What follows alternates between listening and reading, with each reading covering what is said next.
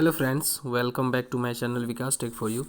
दोस्तों, आज मैं बात करूंगा बिहार जो हमारा अनुदेशक भर्ती है, जो कि बिहार आईटीआई इंस्ट्रक्टर के नाम से जिसको हम जानते हैं।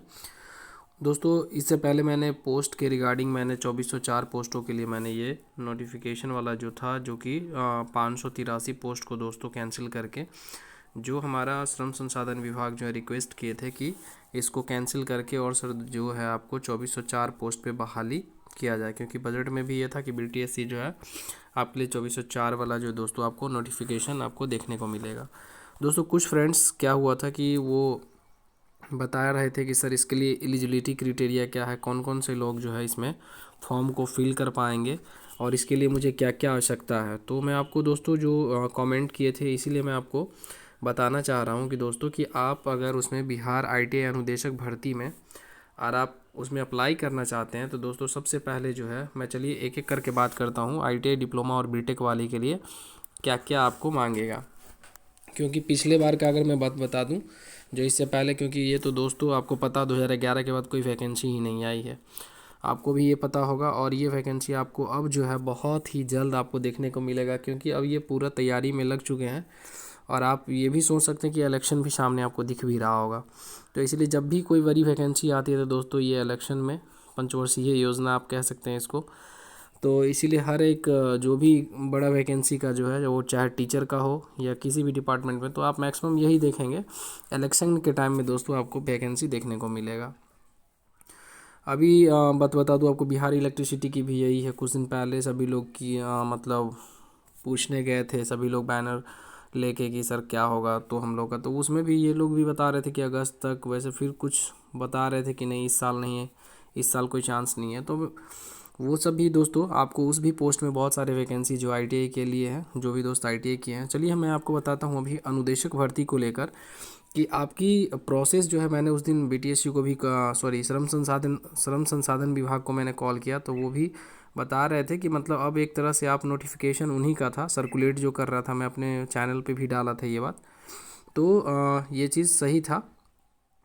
और मैं आपको बता दूं कि इसके लिए जो, जैसे अगर आप आईटीआई किए हुए हैं, तो सबसे पहले आपके पास आईटीआई का सर्टिफिकेट जो है या 2 इयर्स हो, क्योंकि आईटीआई 2 साल के लिए दोस्तों आपको पता होगा कि आईटीआई जो है वो 2 इयर्स के भी कोर्सेज होते हैं और 1 इयर्स के भी कोर्सेज होते हैं। तो जो जैसे आईटीआई अगर आप 1 साल किए, अगर 1 इयर्स का किए हैं, तो 1 इयर्स में जैसे होता है दोस्तों, वेल्डर आ जाते हैं, कारपेंटर आते हैं, वेल्डर हो गया, कारपेंटर हो गया। और आपको पता होगा जो 1 साल के बहुत सारे कोर्स हैं इस तरह के आईटी में हैं। तो और मैं बता दूं आपको, जैसे डीजल मैकेनिक हो गया, वो भी आपको 1 साल के कोर्सेज उसको बोलते हैं। उसके बाद मैं आपको बता दूं कि जैसे 2 इयर्स के कोर्स में आपको पता होगा कि 2 इयर्स का जो दोस्तों 2 इयर्स के कोर्सेज में जो आते हैं, चले मैं आपको बताता हूँ। जो 2 इयर्स में उसमें इलेक्ट्रीशियन जैसे आते हैं, इलेक्ट्रीशियन आते हैं। उसके बाद आपको मैं बता दूँ फिटर आता है दोस्तों, फिटर आते हैं। उसके बाद आपको मैं बता दूं जैसे फिर इलेक्ट्रॉनिक्स मैकेनिक भी रहता है। उसके बाद जैसे सिविल ड्राफ्ट्समैन रहता है दोस्तों। तो ये सब क्या है, 2 इयर्स कोर्सेज हैं। तो जो भी दोस्त अगर ये कोर्स 1 इयर्स या 2 इयर्स का किए होंगे, तो उनके लिए सभी पोस्ट के लिए दोस्तों बिहार अनुदेशक भर्ती में आपको ये उनके लिए एलिजिबल, मतलब वो एलिजिबल होंगे। तो इसके लिए क्या है, या तो अगर आप 1 इयर्स का कोर्स किए हो या आप 2 इयर्स का कोर्स किए हो। तो चलिए अगला मैं बात करता हूँ। तो ये आपके पास क्या होना चाहिए, तो आईटीआई का सर्टिफिकेट 1 इयर्स या 2 इयर्स कोई भी हो चलेगा। उसके साथ साथ जो आईटीआई के साथ साथ है दोस्तों 3 इयर्स एक्सपीरियंस जो है, टीचिंग एक्सपीरियंस। या तो आप किसी भी जो प्राइवेट कॉलेज में अगर आप पढ़ा रहे हो, या आप मानिए कहीं भी किसी गवर्नमेंट संस्था में भी अगर आप कॉन्ट्रैक्ट पे जैसे आप अगर पढ़ा रहे हो, तो उसमें भी आप एलिजिबल होंगे, क्योंकि उन सभी दोस्तों को भी मौका मिलता है। चलिए अगला मैं बात करता हूँ अब डिप्लोमा वाले के लिए। डिप्लोमा वाले में क्या है दोस्तों कि डिप्लोमा वाले दोस्त जो हैं वो या तो अगर जैसे जैसे आप अगर लेटरल एंट्री के थ्रू किए हो, या एली मतलब उसको बोलते हैं लेटरल के थ्रू किए हो, या मानिए आप रेगुलर 10th के बाद 3 साल का डिप्लोमा किए हो, तो ये आप क्या कर सकते हैं। यह तो आपको किसी भी, या तो आप इलेक्ट्रिकल में हो सकते हैं, या आप मानिए कि मैकेनिकल में हो सकते हैं, मैकेनिकल इंजीनियरिंग या सिविल, या आप माने इलेक्ट्रॉनिक्स में हो सकते हैं, मतलब किसी भी ट्रेड से हैं, तो दोस्तों इसमें जो है टीचिंग के लिए उन्हीं पोस्टों के लिए एलिजिबल होते हैं जिन टेस्ट, जैसे आपका जो ट्रेड रहेगा उसी के अकॉर्डिंग दोस्तों। जैसे अगर मानिए कोई लड़का डिप्लोमा किया है, तो डिप्लोमा इलेक्ट्रिकल से किया है, तो वो इलेक्ट्रीशियन के लिए एलिजिबल होंगे। वो इलेक्ट्रीशियन के लिए जो है वो आपको, वो इलेक्ट्रीशियन के लिए फिल कर पाएंगे। आपको पता है वो क्या करेंगे, इलेक्ट्रीशियन के लिए फिल करेंगे। और जैसे दोस्तों जैसे फिटर वाले हैं, तो उन जिन जिन लोगों का मैकेनिकल इंजीनियरिंग है डिप्लोमा में, वो लोग फिटर के लिए एलिजिबल हैं। तो आपके पास अगर डिप्लोमा का अगर सर्टिफिकेट है दोस्तों, और साथ में अगर आप 2 इयर्स का एक्सपीरियंस किसी भी टीचिंग फील्ड में हो, तो आप इसके लिए भी आप भी एलिजिबल हैं। चलिए मैं अगला बात करता हूँ। अगर बीटेक की बात करेंगे, तो जो दोस्त बैचलर ऑफ इंजीनियरिंग या बैचलर ऑफ टेक्नोलॉजी, जैसे अगर आप वो सपोज़ माने कि कोई बीई किए हैं या कोई बीटेक किए हैं, तो दोस्तों बीई और बीटेक एक ही है, ऐसा नहीं कि अलग अलग है। कि तो इसमें हमारा क्या है, बीई और बीटेक का मैक्सिमम तो वैसे अब बीई ही होता है। हाँ, अब तो ये मैं बता दूं कि इसमें थोड़ा सा प्रैक्टिकल को लेके थोड़ा सा रहता है कि किसी में मतलब थोड़ा ज़्यादा, मतलब 6 मंथ्स का वो इंटर्नशिप ज़्यादा रहता है, किसी में नहीं रहता, उसमें थ्योरी ही रहता है उसका। तो ये है थोड़ा बीई बीटेक में डिफरेंस है। और लेकिन बाकी कोर्स दोनों एक ही है, बैचलर ऑफ इंजीनियरिंग के हैं या बीटेक बैचलर ऑफ टेक्नोलॉजी ये कहें, बात एक ही है। इसमें क्या है कि अगर आप बीटेक किए हुए हैं, या तो आप किसी भी ब्रांच से, चाहे वो इलेक्ट्रिकल की बात हो या मैकेनिकल की बात हो या दोस्तों सिविल की बात हो, या तो अगर आप इलेक्ट्रॉनिक्स में बात हो, इलेक्ट्रॉनिक्स से किए हो, या आप क्या हो, इलेक्ट्रिकल एंड इलेक्ट्रॉनिक्स से किए हो, किसी भी ट्रेड से अगर आप इसमें से किए हैं, या और भी बहुत सारे ट्रेड्स हैं दोस्तों, अगर इसमें से अगर आप किए होंगे, तो आप भी क्या है कि एलिजिबल हो जाएंगे अनुदेशक भर्ती, बिहार अनुदेशक भर्ती में आप भी इस फॉर्म को भर सकते हैं। उसके बाद मैं बता दूं आपको, ये हमारा जो था दोस्तों, ये इनिशियल क्वालिफ़िकेशन जो एलिजिबिलिटी है ये होना चाहिए।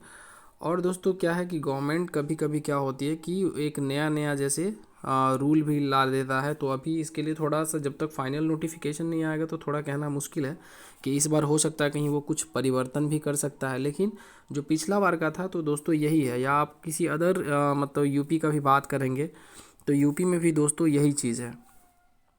और देखिए जैसे अगर आप यहाँ पे दोस्तों, जैसे सीटीआई जो है हमारा 1 इयर्स का कोर्स होता है, तो सीटीआई अगर आप किए हुए हैं, जैसे 1 इयर्स का एक्सपीरियंस अगर आपके पास है सीटीआई, जैसे आप वो हमारा जैसे आईटीआई डिप्लोमा और बीटेक और जो भी था 1 साल 2 साल और 3 साल का एक्सपीरियंस के बाद जो है 1 इयर्स 2 इयर्स या 3 इयर्स एक्सपीरियंस के बाद जो है दोस्तों, आपके पास ये अगर जैसे सीटीआई का अगर आप किए हैं, तो आपके लिए और भी बेहतर आप अपॉर्चुनिटी बोल सकते हैं। क्योंकि होता है कि दोस्तों सीटीआई वाले को कहीं कहीं क्या है कि वेटेज मिल जाता है, क्योंकि जो हमारा टीचिंग फील्ड के लिए ये जो है सीटीआई, तो ये बहुत मस्त मतलब ज़रूरी है, बहुत जगह इसको वैलिड अप कर दिया गया है। इसीलिए दोस्तों जैसे सीटीआई जो होती है वो एनएसटीआई कॉलेज करवाती है, आपको पता होगा, जो नेशनल स्किल ट्रेनिंग इंस्टीट्यूट है।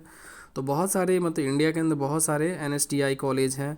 उसके बाद एसटी मतलब जो हमारा है, जो आपको अर्ध सरकारी भी बोल सकते हैं, तो बहुत सारे जैसे भोपाल में भी है कुछ, और कुछ प्राइवेट्स भी हैं।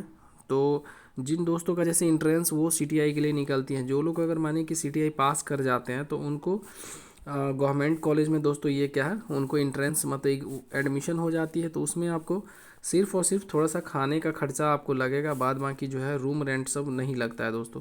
वो सिर्फ मतलब 100 के हिसाब से आपको समझिए 1000 या 1200 रुपये आपको जो है वो हॉस्टल का फ़ी देना पड़ेगा 1 साल के लिए। बाद बाकी मैं आपको बात करूं, तो इसमें क्या है कि आप इसके लिए एलिजिबल हो जाएंगे। और जैसे प्राइवेट में क्या है कि प्राइवेट से लेंगे दोस्तों, तो उसमें आपको समझिए कि 50-60 हज़ार रुपये से ऊपर ही आपको क्या है कि उसमें लगेगा एडमिशन में। अगर आप इंट्रेंस निकाल के जाते हैं, तो 1 भी रुपया नहीं लगेगा। सिर्फ और सिर्फ दोस्तों आपको जो खाने पीने का जो भी हो 3000 या 2000 जो भी आप जितना खर्च करेंगे, उतना रुपया सिर्फ आपको, बाकी जो है रूम रेंट बिल्कुल फ्री रहेगा। बस 1100 रुपये के पर डे मतलब पर मंथ जो है 100 जो है आपको लगता है उसमें। तो यही एक इन्फॉर्मेशन था दोस्तों, क्योंकि बहुत सारे दोस्त हमसे पूछ रहे थे कि सर इसमें क्या क्या एलिजिबल क्राइटेरिया होगी और कौन कौन से लोग इसमें भर सकते हैं। तो यही एक मेरा था कि मतलब आप लोग भी दोस्तों इसमें जो है फॉर्म को फिल कर पाएंगे। बस आप देख ही लिए होंगे कि मैं क्या क्या आपको बोला हूँ। और मेरे चैनल पे फर्स्ट टाइम विजिट कर रहे हैं तो प्लीज़ लाइक शेयर और सब्सक्राइब कर दीजिएगा। और जो भी दोस्तों अगर डाउट हो तो प्लीज़ कमेंट बॉक्स में ही बताइए और मैं आपको बिल्कुल बताऊंगा। और मेरे चैनल पे फर्स्ट टाइम विजिट करें तो प्लीज़ लाइक शेयर और सब्सक्राइब कर दीजिए, अपने दोस्तों को भी शेयर कर दीजिए जिनको भी ये डाउट हो कि इसमें क्या क्या एलिजिबल क्राइटेरिया रहती है। तो दोस्तों ये आपको मैं बता दिया हूँ कि जो पिछले बार का था इसी तरह से था और इस बार भी उम्मीद कर सकते हैं कि इस तरह के आपको होंगे ही होंगे। और मैं इस पे अपने ITI पे दोस्तों अपने चैनल पे ITI से रिलेटेड, इलेक्ट्रीशियन, वायरमैन से रिलेटेड बहुत सारा क्वेश्चन का सीरीज़ लेके आता हूँ और जॉब के नोटिफिकेशन के लिए मैं अपने चैनल पे डालता हूँ। तो थैंक यू सो मच दोस्तों, मेरे चैनल को लाइक शेयर और सब्सक्राइब कर दीजिएगा।